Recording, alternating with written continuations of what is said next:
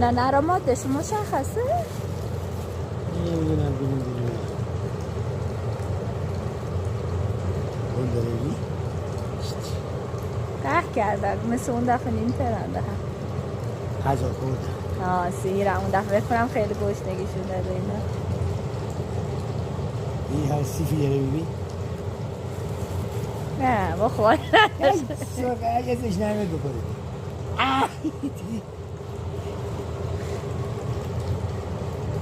خوب